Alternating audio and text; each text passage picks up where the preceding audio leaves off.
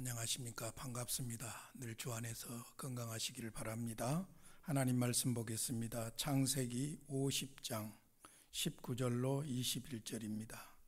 창세기 50장 19절로 21절. 요셉이 그들에게 이르되 두려워하지 마소서. 내가 하나님을 대신하리이까. 당신들은 나를 해하려 하였으나 하나님은 그것을 선으로 바꾸사 오늘과 같이 많은 백성의 생명을 구원하게 하시려 하셨나니 당신들은 두려워하지 마소서. 내가 당신들과 당신들의 자녀를 기르리이다 하고 그들을 간곡한 말로 위로하였더라. 아멘. 우리는 지금 성경 핵심 교리 강해 중에서 신론을 공부하고 있습니다. 신론 중에서도 하나님의 사역을 공부하고 있죠. 하나님의 사역을 세 가지로 정리할 수 있다고 했습니다. 작정과 창조와 섭리입니다. 그 중에서 우리는 작정과 창조를 다 공부했고 이제 섭리 부분을 공부하고 있습니다. 하나님의 섭리를 다시 한번 정의를 내려드린다면 섭리란 창조주 하나님이 자신이 만드신 피조물과 지속적인 관계를 맺고 보존하시며 통치하심을 말한다. 여기서 아주 중요한 말이 자신이 만드신 피조물과 지속적인 관계를 맺고, 지속적인 관계, 지속적이라는 말이 중요합니다. 창조하고 끝나는 것이 아니라 지속적으로 관계하시면서 보존하시고 통치하시고 당신의 목적을 이루어 가신다는 말씀이죠. 그래서 섭리에는 세 가지 요소가 있다고 말씀을 드렸습니다. 보존과 협력과 통치입니다. 문자 그대로 정리하시면 돼요. 하나님이 보존하십니다. 협력하십니다. 통치하십니다. 보존을 다시 한번 정의를 내린다면 하나님은 피조물의 존재를 붙잡고 계시고, 여기서 붙잡은다는 말이 중요한 동사예요. 그가 창조하신 대로 그 속성을 유지시키고 계신다. 붙잡고 계신다. 유지시키고 계신다. 그래서 피조물이라는 존재를 붙잡고 계시고 그 속성을 계속해서 유지시켜 주신다는 것이죠. 하나님이 만약에 보존하신 일이 끝난다면 존재하는 모든 것들은 문제가 생길 것입니다. 그러므로 하나님이 보존하십니다. 두 번째로는 협력하십니다. 컨커런스, 컨이라는 말이 함께한다는 말이잖아요. 하나님과 피조물이 함께한다는 말이 협력이라는 말인데 정의를 내리면 이렇습니다. 하나님은 모든 행위와 더불어 피조물과 협력하시고, 모든 행위와 더불어 피조물과 협력하신다. 각 창조물이 가지고 있는 속성이 제대로 된 행위를 나타내도록 연출하신다. 그러니까 피조물과 협력하시고 속성이 속성대로 작동되도록 연출해 주신다는 것이죠. 그래서 지금 우리는 두 번째 협력을 공부하고 있는데, 지난 시간에 협력의 범위들에 대해서 쭉 말씀을 드렸습니다.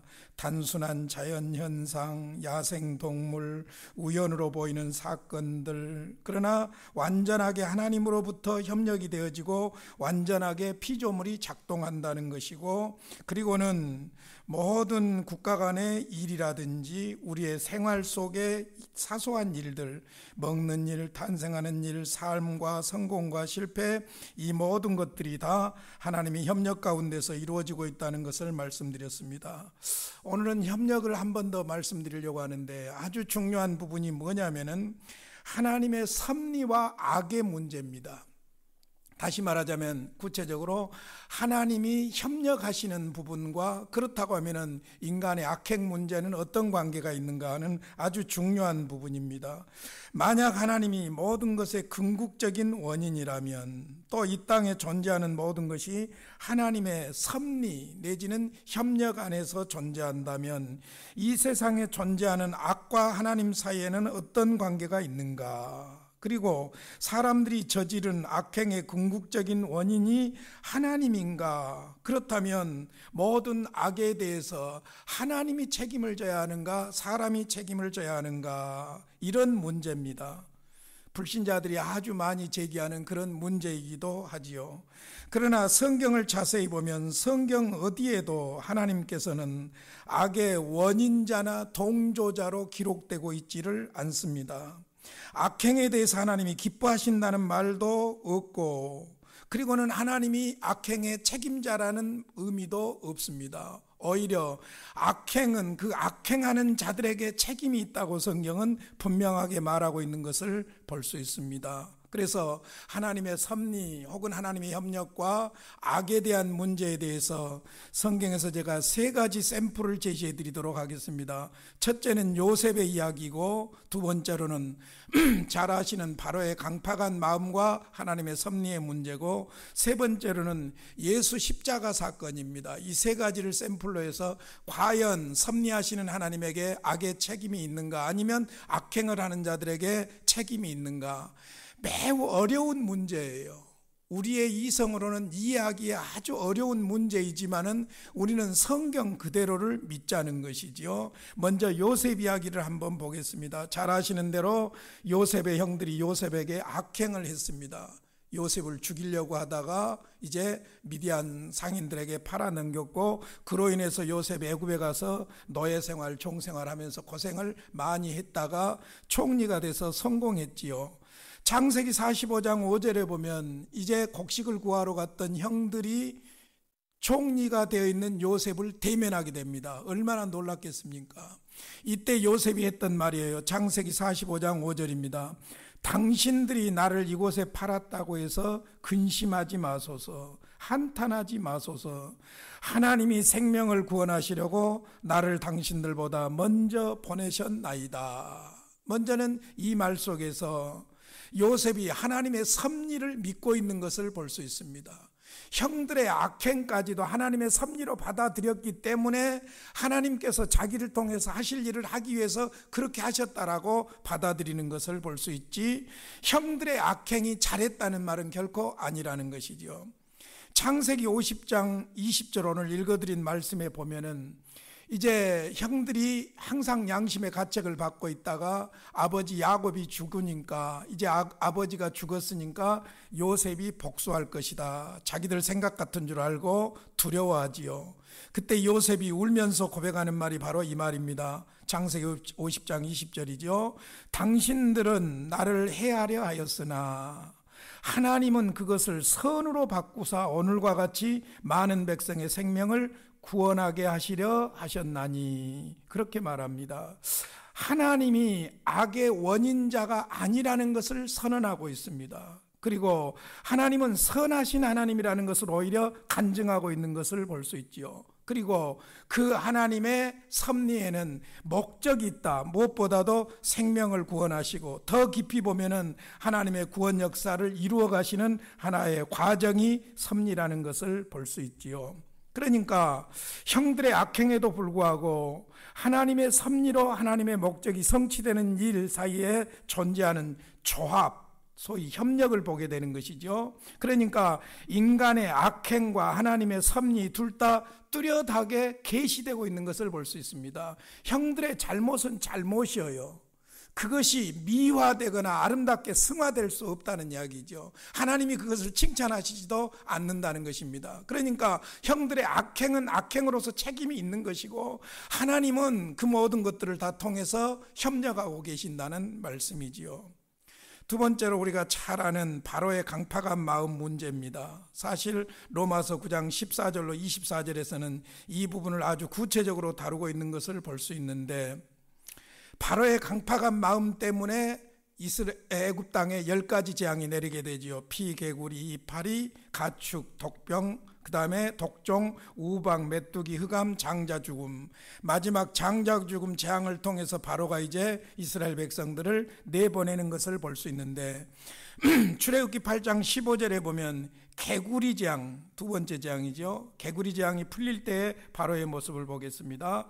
그러나 바로가 숨을 쉴 수 있게 됨을 보았을 때에 그의 마음을 완강하게 하여 그들의 말을 듣지 아니하였으니 여호와께서 말씀하신 것과 같더라. 하나님께서 모세에게 말씀하시기를 모세가 마음이 강팍하여 너희들을 내보내지 않을 것이다. 그 말씀하신 대로 지금 바로의 마음이 강팍한 것이 나타나고 있는 것이지요. 일곱째 우박재앙 그 과정에서도 이런 이야기가 나옵니다. 출애굽기 9장 34절 35절입니다. 바로가 비와 우박과 우레소리가 그친 것을 보고, 그냥 재앙이 내릴 때는 아이고 제발 그 말대로 하겠다 했는데 우박 소리가 그치는 것을 보고 다시 범죄하여 마음을 완악하게 하니 그와 그의 신하가 꼭 같더라. 바로의 마음이 완악하여 이스라엘 자손을 내보내지 아니하였으니 여호와께서 모세에게 말씀하신과 같더라. 여기서 이제 우리가 고의적으로 하나님이 바로의 마음을 강팍하게 했다. 그러니까 바로에게 책임이 있는 것이 아니라 하나님에게 책임이 있다. 그렇게 말하려고 하는 거예요. 그러나 바로는 하나님이 주신 자유의지를 통해서 자기 자신의 마음을 스스로 완악하게 한 것이에요. 하나님은 바로의 마음을 강팍하도록 그냥 버려두신 것이지요. 바로가 마음을 완악하게 먹는 것과 하나님께서 그냥 완악한 대로 버려둔 것은 충돌하고 있는 것이 아니지요. 그러니까 바로의 강팍한 마음은 바로의 책임이지 하나님의 책임이 아니라는 거예요. 하나님께서 의도적으로 바로를 악하게 만들었다, 그런 개념은 아니라는 것이죠. 악한 그 마음 그대로 두시고 그것을 통해서 하나님의 목적을 이루신다는 거예요. 그러니까 바로의 마음을 강팍하도록 버려두신 데는 하나님의 목적이 있었다는 것이죠. 출애굽기 9장 16절로 18절입니다. 내가 너를 세웠음은 나의 능력을 내게 보이고 내 이름이 온 천하에 전파되게 하려 함이니라. 모세를 통해서 이스라엘 백성들을 구원해내는데 그 과정에서 바로의 마음이 강팍해지고 놓지 않는 그것까지도 하나님께서 하신 일을 드러내고 하나님의 이름을 드러내기 위함이라는 것이지요.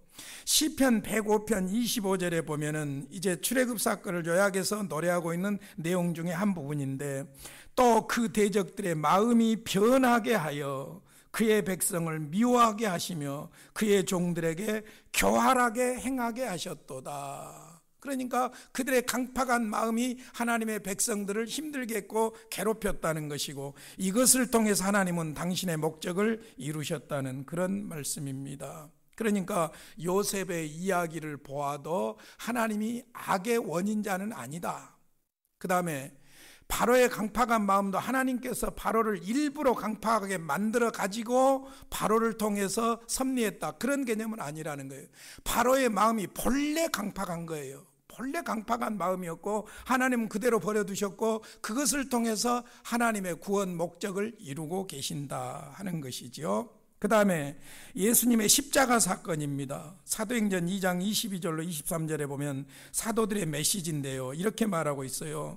이스라엘 사람들아, 이 말을 들으라. 너희도 아는 바와 같이 하나님께서 나사렛 예수로 큰 권능과 기사와 표적을 너희 가운데서 베푸사 너희 앞에서 그를 증언하셨느니라. 그가 하나님께서 정하신 뜻과 미리 하신 대로 내준 바 되었거늘 너희가 법 없는 자들의 손을 빌려 못 박아 죽였으나, 너희가 법 없는 자들의 손을 빌려 못 박아 죽였다.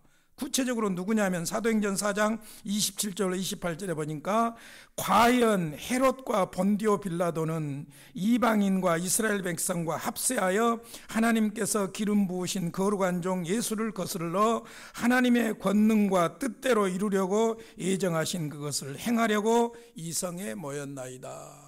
예수님이 오신 것과 십자가에서 죽으실 일과 죄인들을 구원하실 일들은 하나님의 영원한 예정 가운데, 작전 가운데 있는 일이지요. 그러나 예수님을 십자가에 못 박아 죽였던 모든 사람들의 악행이 하나님이 하신 일이 아니라는 것이죠.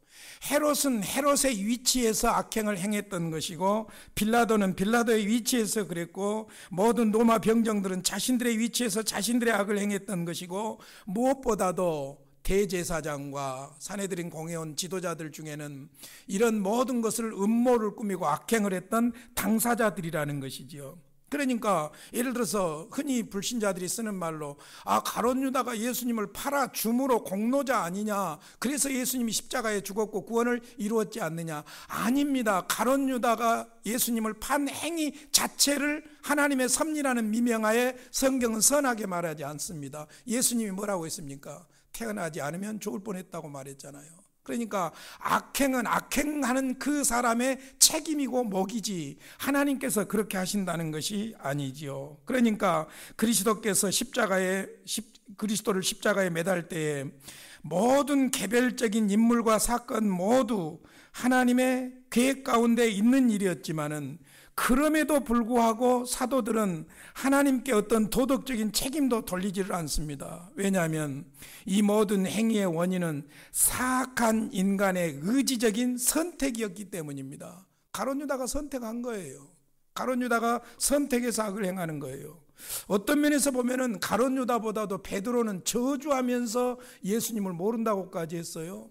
그런 면에서 보면 죄의 질은 같아요. 그러나 베드로는 몇 번이고 회개하고 돌아오고 고백했지만은 가룟 유다는 죽음을 택해버린 거예요. 자기 의지예요. 자유의지로 그렇게 한 것이지요. 이것을 하나님께서 원인자다 그렇게 말할 수는 없다는 것이지요. 그러므로 우리가 이제 하나님의 섭리를 공부하면서 특별히 하나님이 모든 피조물과 협력하신다는 이 부분에서 100% 하나님으로부터 협력이 되어지고 100% 모든 피조물로부터 나온 행동인데 그것이 합력해서 200%라면 하나님에게도 책임이 있어요. 그러나 그게 아니고 100%예요. 100%. 그래서 소위 악의 동조자나 악의 원인자로 하나님을 보지 않고 사람은 자기에게 주어진 행위에 대해서 자기가 책임이 있다 하는 것을 분명히 해야 될 것입니다.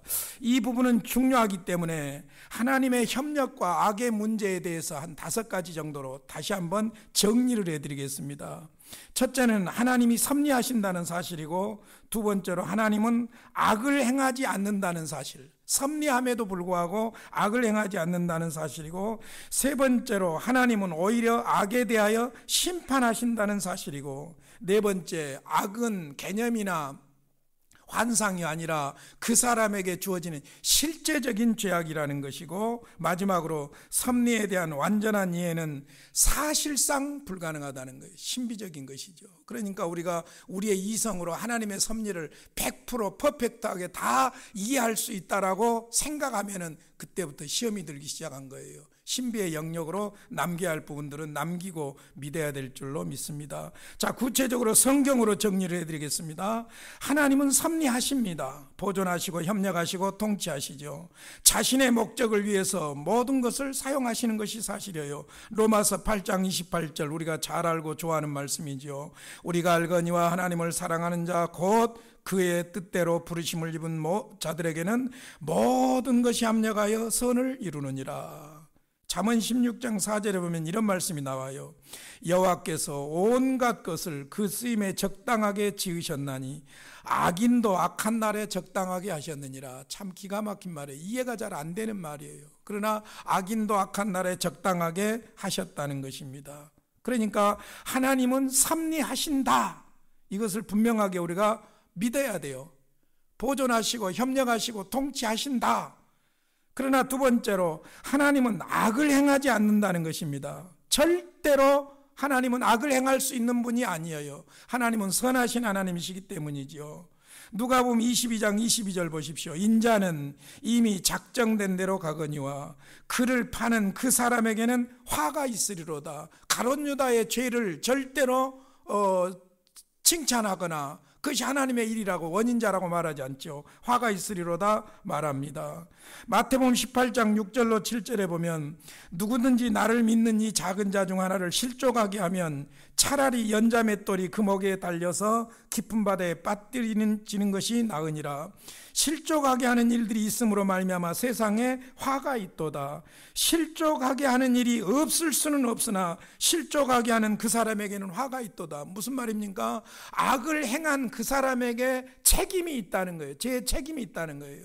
괜히 하나님께로 뒤집어 씌우려고 하지 마라 그 말이죠. 왜 그렇습니까?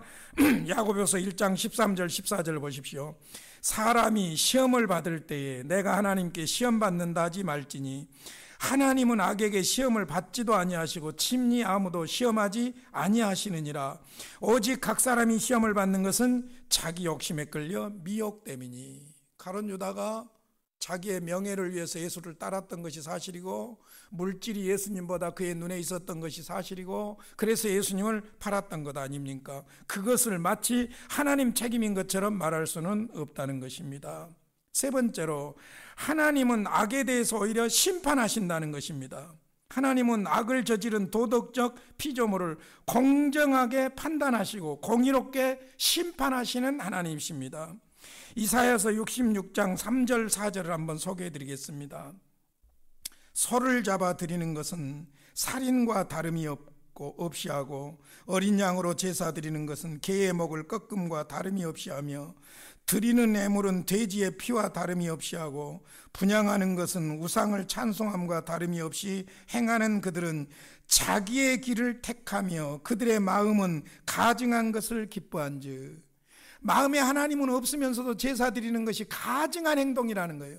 그 행동을 하도록 하나님이 하신 것이 아니라 자기들이 그 길을 선택했다는 것을 말하는 것이죠. 나 또한 유혹을 그들에게 택하여 주며 그들이 무서워하는 것을 그들에게 임하게 하리니 이는 내가 불러도 대답하는 자가 없으며 내가 말하여도 그들이 듣지 아니하고 오직 나의 목전에서 악을 행하며 내가 기뻐하지 아니하는 것을 택하였습니다. 악을 행하고 자기들이 하나님이 기뻐하지 않는 길을 택했다는 겁니다. 이것에 대해서 하나님은 공정하게 비판하시고 하나님은 정확하게 심판하시는 하나님이라는 것이죠. 전도서 7장 29절에서 솔로몬이 말합니다. 내가 깨달은 것은 오직 이것이라. 곧 하나님은 사람을 정직하게 지으셨으나 사람이 많은 꾀들을 낸 것이니라. 그러니까 많은 꾀를, 범죄하고 타락한 인간에게서 인간이 꾀를 내고 죄를 짓고 하는 이것은 인간의 책임이라는 것이죠. 어떤 책에 보니까 그런 재밌는 말이 나와 있더라고요. 한국 사회에서 성공하려면 쌍기역으로 시작되는 6단어가 있어야 된다. 그 6단어가 뭐냐면 꿈, 꾀, 꼴, 끈, 끼, 깡. 꿈, 비전을 말하죠. 꾀, 지혜를 말합니다. 그리고 꼴은 외모를 말하죠. 그러니까 비전이 있어야 되고 비전을 이룰 지혜가 있어야 되고 그것을 받쳐주는 외모가 있어야 된다는 거예요. 꿈, 깨, 꼴. 그 다음에 그것만 가지고 안 되죠. 끈이 있어야 된다. 연줄이죠. 끈. 그 다음에 끼. 끼는 재능을 말하죠. 그것을 이룰 수 있는 재능이 필요하다는 것이고 마지막 깡. 깡은 끈기를 말하죠. 끝까지 인내하고 이룰 수 있는 것이라고 그러죠. 여기에 사람이 많은 꾀들을 낸 것이라 하는 이 말씀 때문에 생각이 난 겁니다.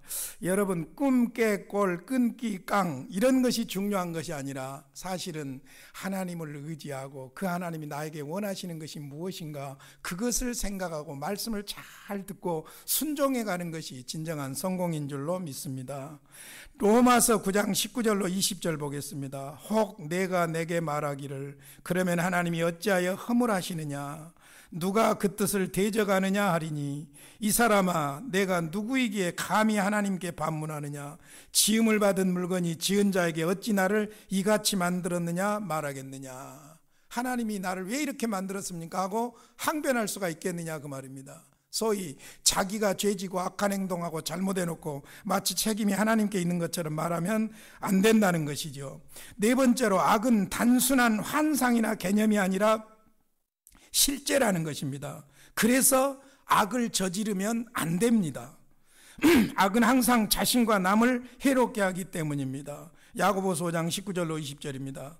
내 형제들아 너희 중에 미혹되어 진리를 떠난 자를 누가 돌아서게 하면 너희가 알 것은 죄인을 미혹된 길에서 돌아서게 하는 자가 그의 영혼을 사망에서 구원할 것이며 허다한 죄를 덮을 것임이라. 하나님이 원하시는 것은 악이 아니라 사람을 살리는 일이고 선을 행하는 일이라는 것입니다.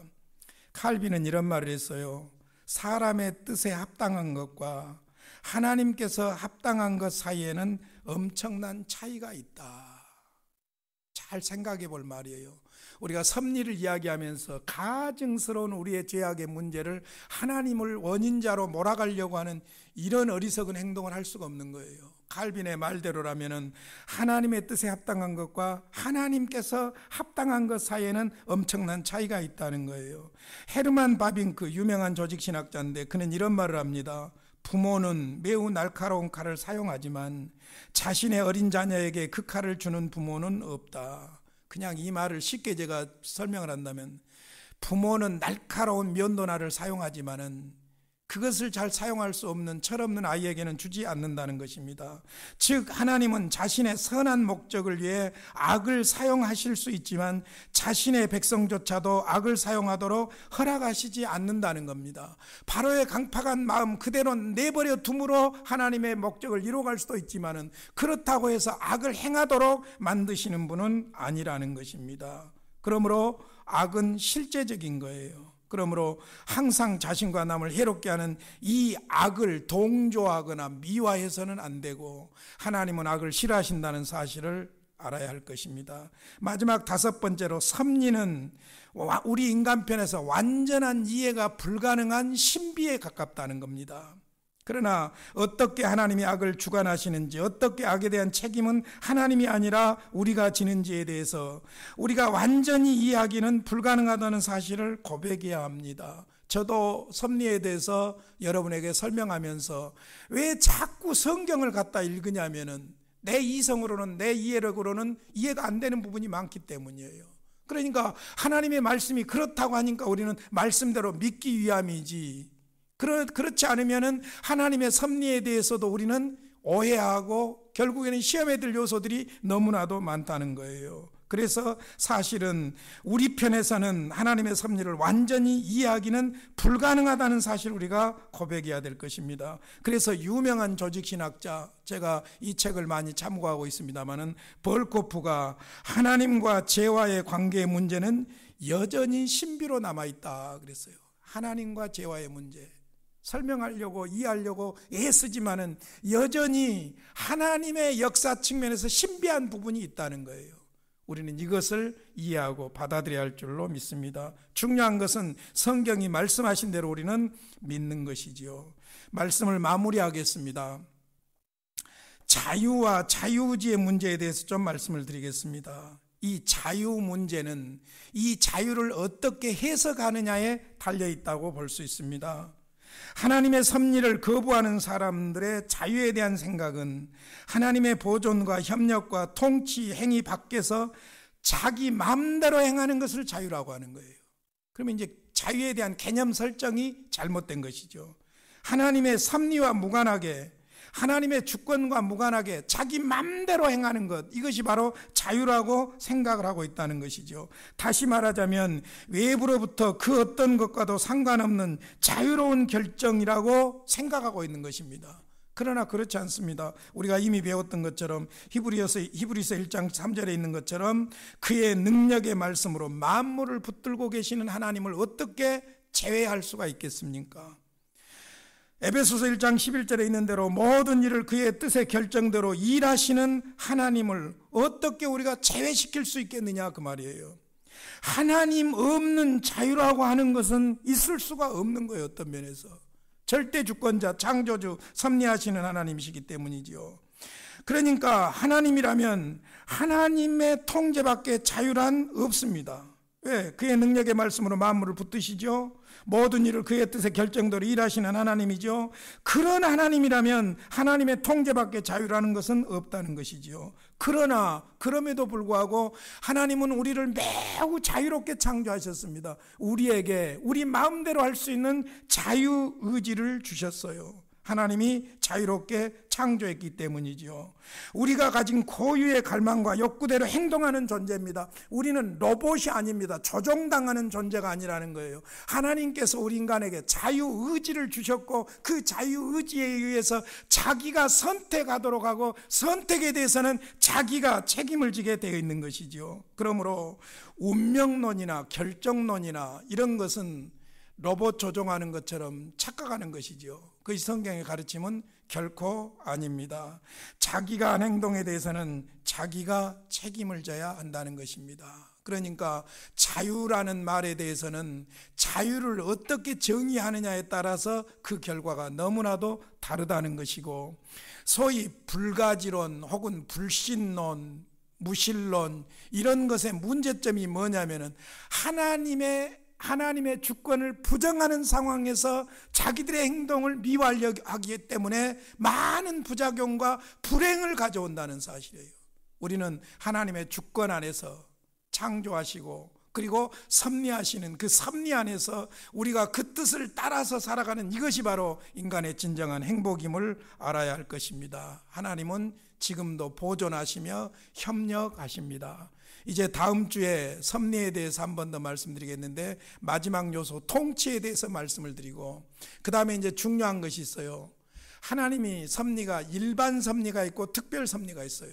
그 특별 섭리를 우리는 무엇이라고 하냐면 기적이라고 하는 것이죠. 그래서 사실 일반 섭리를 믿지 않는 불신자들에게도 문제가 있지만은 특별 섭리, 기적하면서 기적만 추구하는 또 광신적인 사람들에게도 또 문제가 있는 거예요. 그래서 다음 주에는 통치 부분을 말씀드리고, 마지막으로 일반 섭리와 특별 섭리, 특별히 기적에 대해서도 말씀을 드리고 섭리 부분을 마무리하도록 하겠습니다. 고마우신 하나님 아버지, 감사합니다. 말씀대로 우리는 하나님을 믿습니다. 창조주 하나님을 믿습니다. 섭리하시는 하나님을 믿습니다. 보존하시며 협력하시고 통치하시는 하나님을 믿습니다. 말씀 안에서 겸손하게 하시고 하나님의 뜻을 묵상하게 하시며 따라가게 하시고 순종하게 하여 주시어서 우리의 삶이 선하신 하나님의 목적대로 쓰임받게 하여 주시옵소서. 예수님의 이름으로 기도하옵나이다. 아멘.